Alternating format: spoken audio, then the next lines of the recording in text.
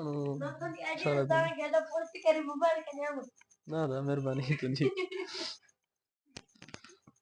बिस्मिल्लाहिर्रहमानिर्रहीम। तो dear students, आज हम स्टार्ट करेंगे कि भाई जो गैल्वानोमीटर है वो क्या चीज़ है। अब गैल्वानोमीटर की हम इस वीडियो के अंदर डिस्कस करेंगे डेफिनेशन। इस वीडियो के अंदर हम उसकी कंस्ट्रक्शन भी पढ़ेंगे। इस वीडियो के अंदर हम गैल्वानोमीटर की वर्किंग भी पढ़ेंगे।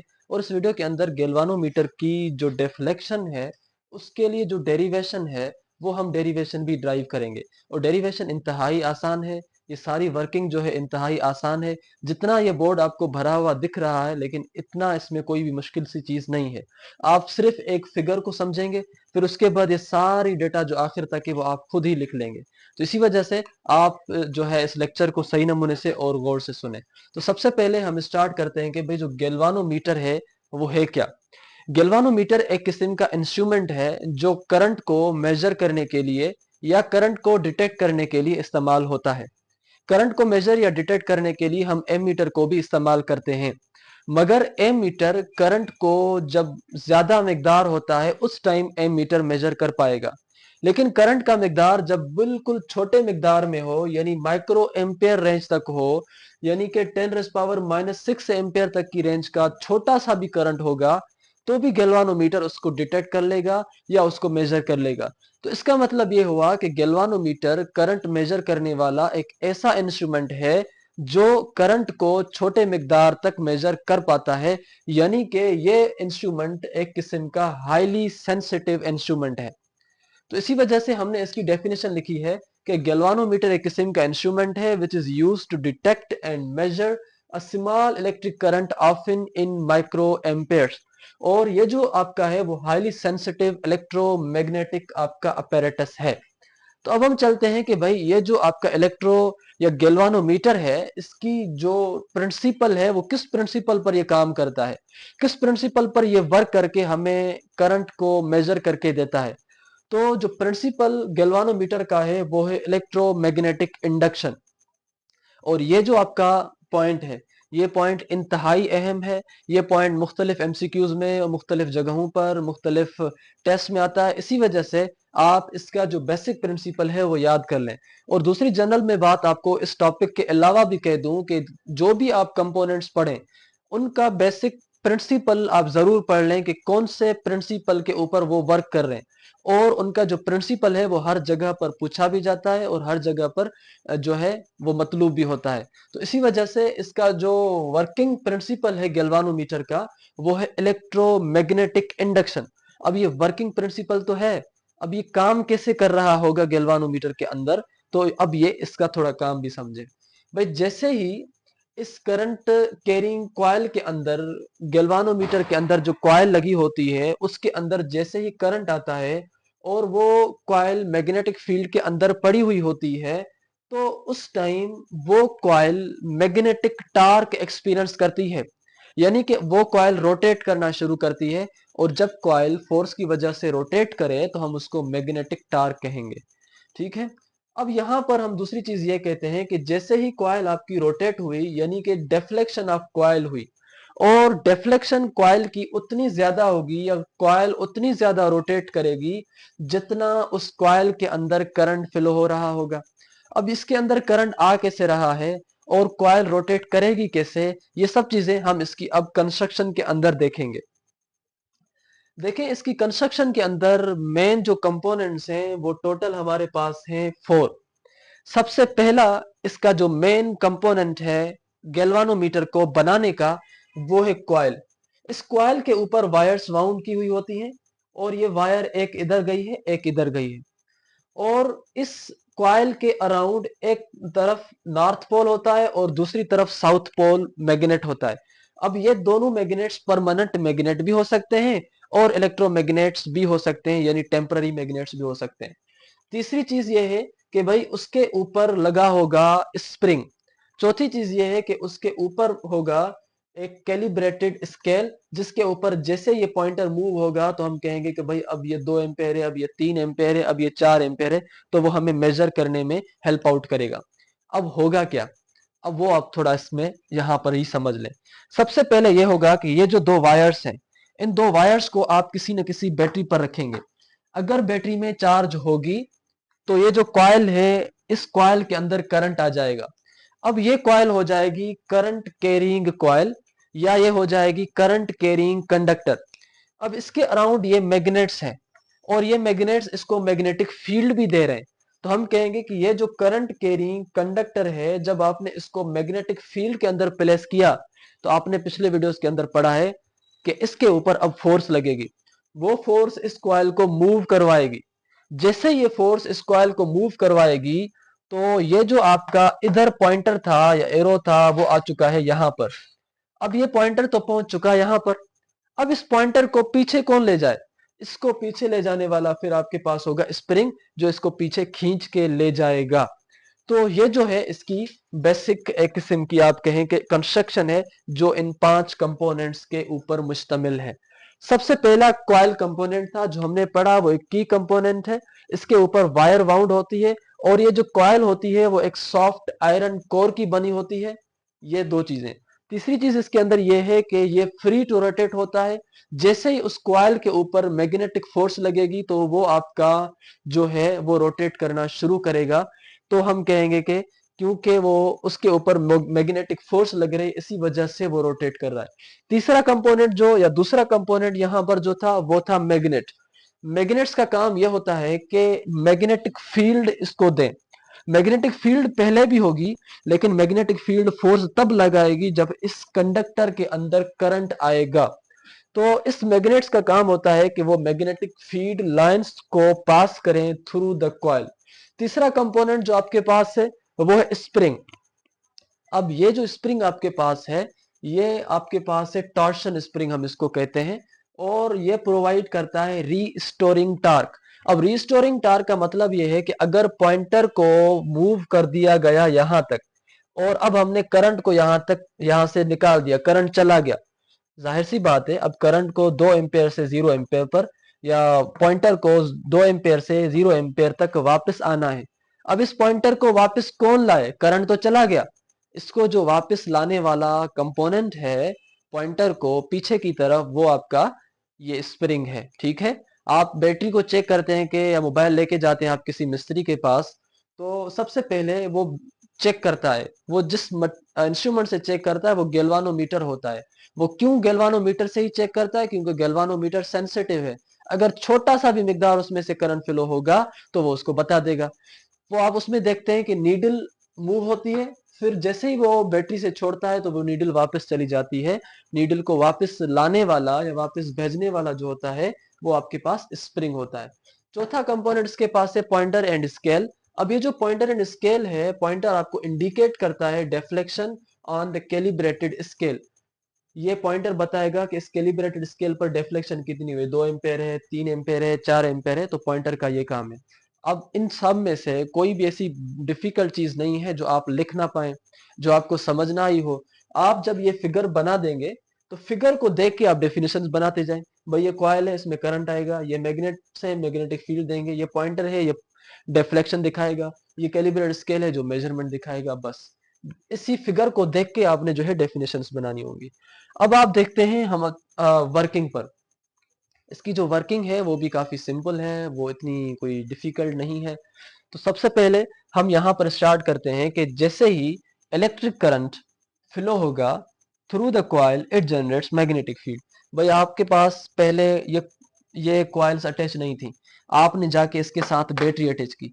जैसे ही आपने बैटरी अटैच की, तो बैटरी का जो इलेक्ट्रिक करंट हो वो फ्लो हुआ थ्रू द कॉइल, और उस फ्लो होने की वजह से इस कॉइल के अराउंड जो है मैग्नेटिक फील्ड जनरेट हो गई। ठीक है। अब क्या होगा? देन दिस मैग्नेटिक फील्ड जो अब ये बनी, इंटरएक्ट्स विद एक्सटर्नल मैग्नेटिक फील्ड। जो ये बाहर वाली मैग्नेटिक फील्ड है, एक तो इसकी अपनी बनी, दूसरी ये बाहर वाली मैग्नेटिक फील्ड है जो इन दो मैग्नेट्स की है। ये मैग्नेटिक फील्ड और ये मैग्नेटिक फील्ड दोनों एक दूसरे के साथ इंटरेक्ट करेंगी। अब जैसे ये दोनों एक दूसरे के साथ इंटरेक्ट करेंगी, तो क्या होगा? विच काजेस द टॉर्क। और उनके इंटरेक्शन की वजह से, दो मैग्नेटिक फील्ड्स के इंटरेक्शन की वजह से, वो कॉइल रोटेट करना शुरू करेगी। और जब भी कोई चीज रोटेट करे या जब भी कोई चीज मूव करे फोर्स की वजह से, तो हम कहते हैं कि भाई रोटेशन जो ही फोर्स की वजह से है, इस वजह से ये आपके पास टार्क है। तो यहाँ पर अब टार्क प्रोड्यूस हो चुकी है। अब जैसे ही टार्क प्रोड्यूस हुई तो हम कहेंगे कि देन कॉइल रोटेट्स, फिर कॉइल रोटेट करेगी एंड पॉइंटर डेफ्लेक्ट्स। अब जैसे ही कॉइल रोटेट करेगी तो कॉइल के साथ ही अटैच्ड जो पॉइंटर है, ये पॉइंटर भी जो पहले यहाँ पर था अब यहाँ पर पहुंच चुका है। अब ये क्यों हो रहा है? क्योंकि एम्पेयर के लॉ के हिसाब से ये सब कुछ ओबे हो रहा है। उसके बाद ये चौथी चीज है, आप इसको थोड़ा ध्यान से समझें। इसके अंदर हमारे पास ये है कि जो रिस्टोरिंग टार्क है स्प्रिंग की, बैलेंस करेगी मैग्नेटिक फील्ड को। अब ये कैसे?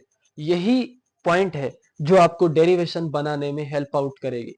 तो ये आप यहां पर समझे कि भाई एक तो इसकी रीस्टोरिंग टार्क है।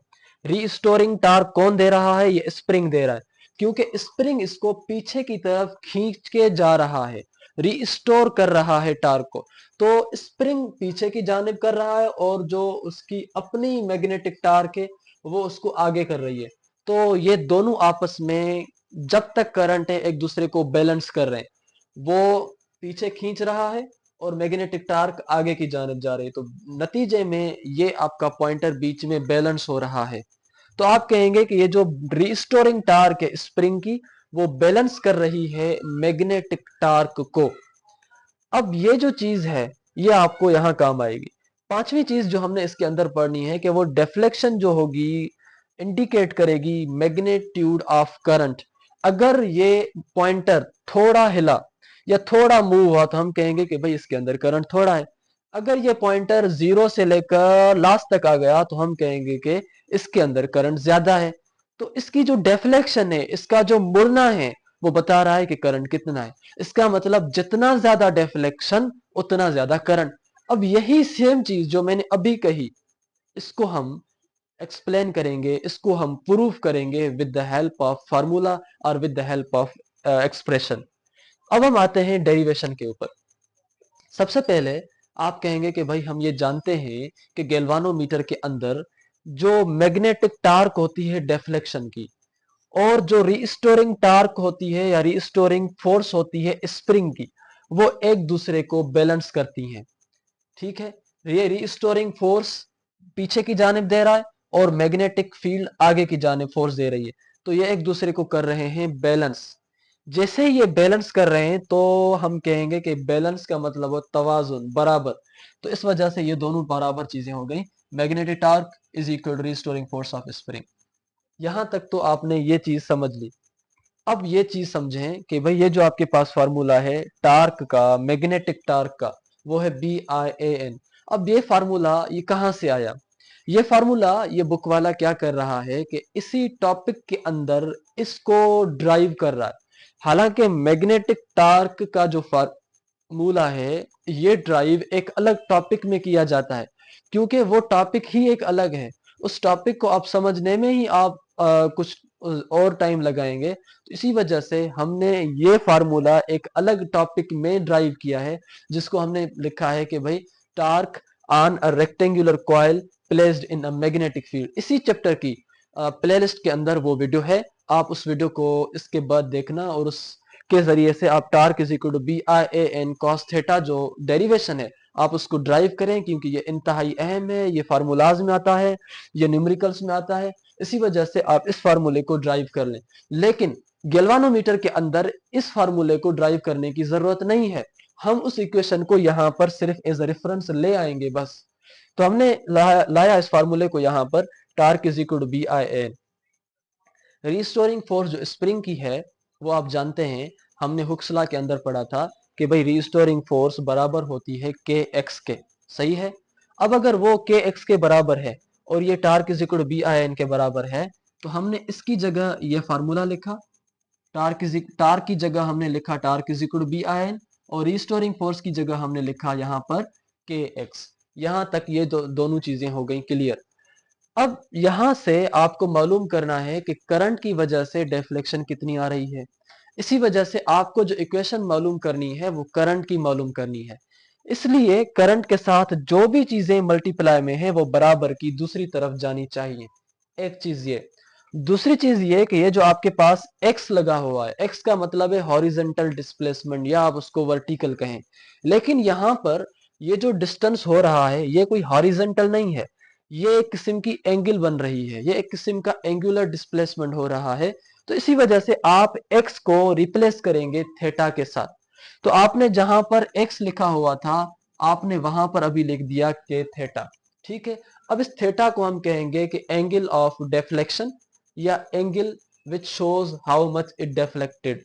और बाकी ये जो दो हिस्से हैं, बी है, ए है और एन है, ये तीनों मल्टीप्लाई में है आई के साथ। जब बराबर की दूसरी तरफ गए तो ये हो गए इधर बेन या नेप। ठीक है, तो अब ये हो चुका है के theta divided by B A N.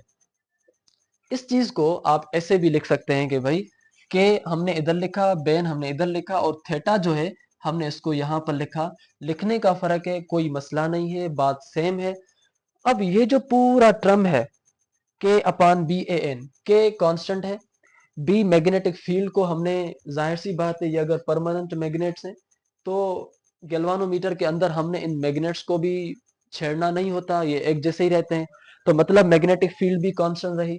दूसरा, ये जो इसका एरिया है वो एरिया भी जाहिर सी बात है कॉइल का एक जैसा ही रहेगा, यानी एरिया भी उसकी कांस्टेंट रहेगी। तीसरे, नंबर ऑफ टर्न्स। अब इस कॉइल के ऊपर जो नंबर ऑफ टर्न्स है, जब हम करंट मालूम करेंगे तो हम नंबर ऑफ टर्न्स को कोई बाहर तो नहीं निकालेंगे ना, वो उतने ही रहेंगे। क्या हम कॉइल को कोई जोर तो दे के उसका एरिया तो कम नहीं करेंगे ना, वो भी उतना ही रहेगा। इसका मतलब मैग्नेटिक फील्ड जो यहाँ पर है, एरिया जो कॉइल का है, और कॉइल के ऊपर जो टर्न्स हैं, नंबर ऑफ टर्न्स वायर के हैं, वो सब के सब कांस्टेंट रहेंगे। जब सब के सब कांस्टेंट रहेंगे और कोई भी चेंज नहीं ला रहे, तो फिर हम उनको क्यों लिखें। इसी वजह से हम कहेंगे कि के अपान बी ए एन वाला जो पूरा का पूरा टर्म है ये कांस्टेंट है। जब आप कांस्टेंट को हटाते हैं तो उसकी जगह पर आप प्रोपोर्शनलिटी की साइन को देते हैं।